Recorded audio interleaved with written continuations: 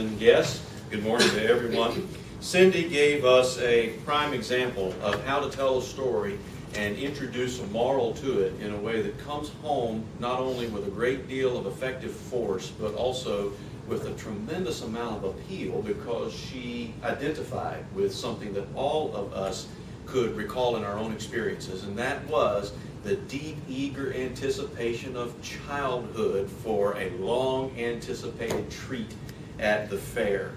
Cindy, I thought you did a marvelous job developing the plot right away. You jumped into character and you commanded us to come along with you. You hooked our interest by assuming the character of your young self and your siblings, and we had no choice, really, but to follow. And it was not compulsion, but it was a creation of our own desire to figure out how this is going to work its way out.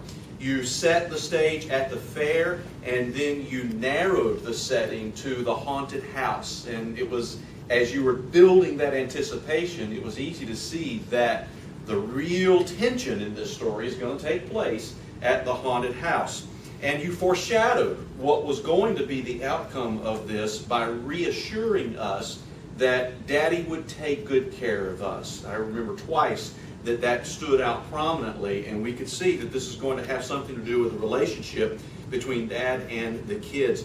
And you even sandwiched, I don't know how purposeful you were about this, but I thought it was masterful. You used the cotton candy as an emblem of your dad's trustworthiness. As you guys got hungry and you guys needed something to eat, he provided exactly what you needed with the cotton candy. And it was not only emblematic of his trustworthiness, but it also became a tool for comedic relief as you entered into the height of the terror there.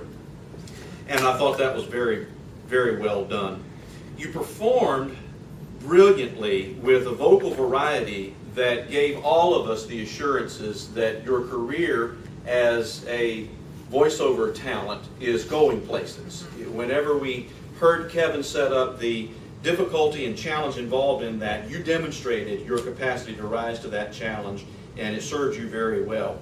One thing that is always a difficult choice when you're storytelling is how to maintain the right balance between being script-focused and being audience-focused. Whenever, especially, you're telling a story for a particular moral point, you want to make sure that you stay with your audience. If I were doing your speech, I might have made a different choice to start out with character. I might have chosen rather to announce the moral up front by talking about a couple of brief examples of how fear shows up in adult life, and then go back to the familiar days of childhood and perhaps do it like that. The twist at the end with the voice being the thing that was reassuring, I thought was a surprise. It was countercultural to today's conventional wisdom. Everybody is telling people to look within to find their courage. It's exactly the wrong place to look for courage.